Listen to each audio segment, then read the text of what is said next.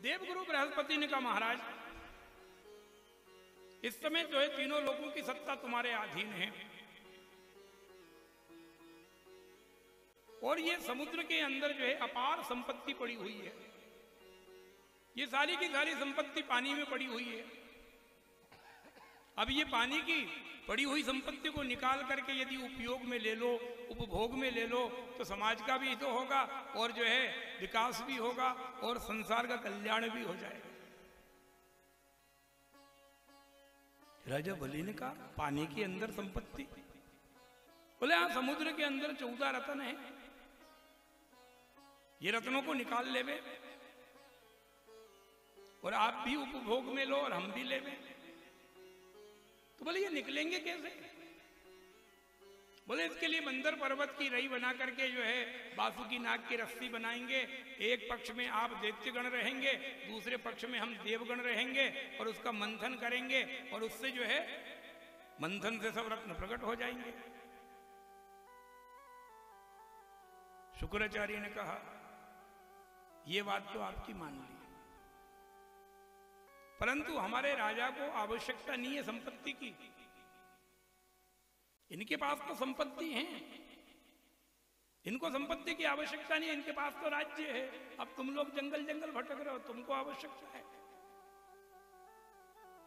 देवगुरु बृहस्पति ने कहा नहीं, संपत्ति की अधिक आवश्यकता राजा को ही लगती है, क्योंकि राजा के माध्यम से ही विकास होता है देश का, प्रदेश का, विश्व का।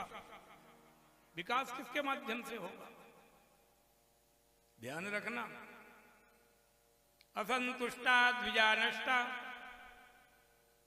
संतुष्टा च महीपति सलज्जा गणिका नष्टा निर्लज्जा च कुलांगना। ब्राह्मण यदि असंतुष्ट हो जावे, ज्यादा लोभ की वृत्ति, ज्यादा स्वार्थ की वृत्ति, तो निश्चित रूप से वो ब्राह्मण नष्ट होने वाला है, समझ लेना। लंबे समय उसकी व्यवस्था नहीं चल पाएगी।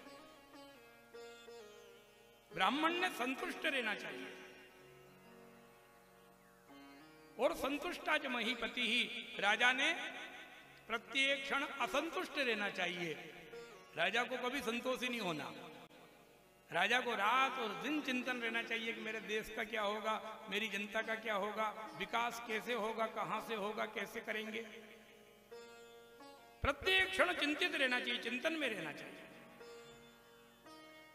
गणिका नाम वेश्या यदि लज्जा करेगी तो वो नष्ट हो जाएगी, और निर्लज्जा जो कुलांगना, कुल की स्त्रियां मान लो निर्लज्ज हो जाएगी तो वो कुल कलंकित हो जाएगा। आपके पास संपत्ति है, बहुत अच्छी बात है, परंतु अधिक संपत्ति यदि आ जाए तो नुकसान कौन सा है, और ज्यादा विकास होगा। देवगुरु बृहस्पति के कहने पर इंद्र को भी ये बात अनुकूल लगी और राजा बलि को भी लगी। निर्णय हो गया कि समुद्र का मंथन करेंगे। मंथन करने के लिए मंदर पर्वत को उठाना है। अब कैसे उठाएं? दोनों पक्ष गए और जाकर के वहां पर्वत को उठाने लगे। अभी कोई सामान्य पर्वत है क्या? अरे वो पर्वत हिला तक नहीं। सबने कहा असंभव,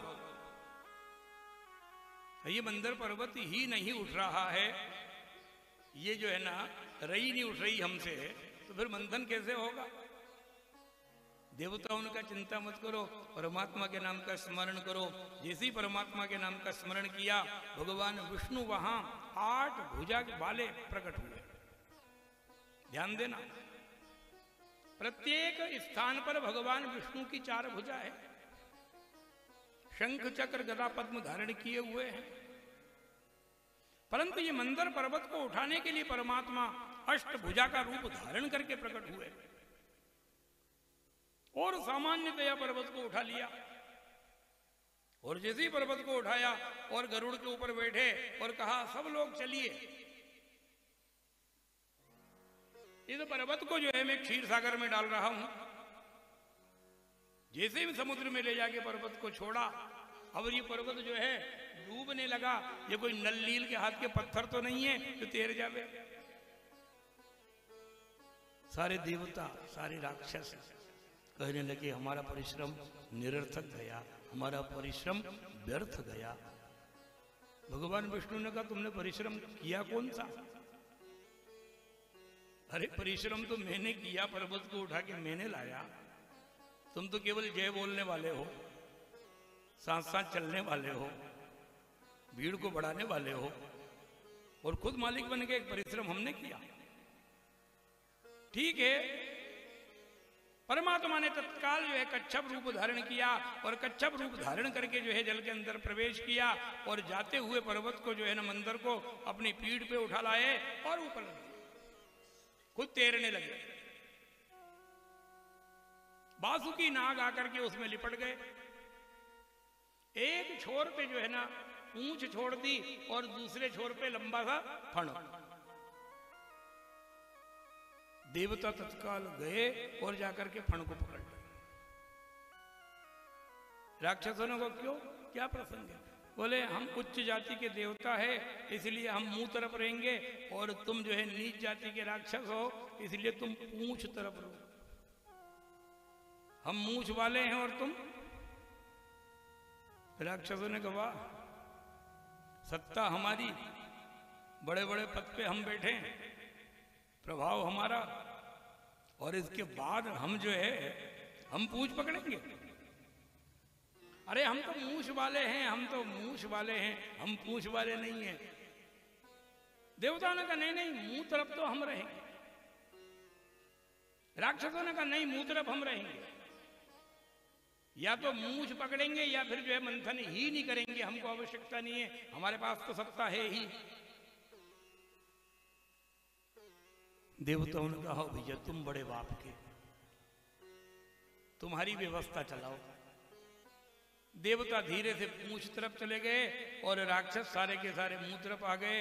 अब फण तरफ आए और आकर के जैसे ही मंथन प्रारंभ किया और वैसे ही जो है ना भगवान वासुकी नाग के जो है मुंह से जहर की ज्वाला निकली, जहर निकला और जहर का जो दुष्प्रभाव हुआ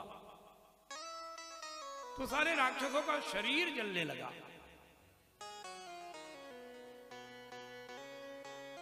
सारा शरीर जल रहा, परंतु मूंछ पकड़ के बैठ गए। अब जल जावे या अंग भंग हो जावे, परंतु छोड़ भी नहीं सकते कि छोड़ देंगे तो अपने आप में जो है लोग कहेंगे कि वाह उस समय तो पकड़ ले जाकर के मूंछ और अब नीचे उतर गए, अपने आप में अपमानित मानेंगे। इसलिए नहीं, अब अहंकार के कारण खड़े हुए हैं। परिणाम ये निकला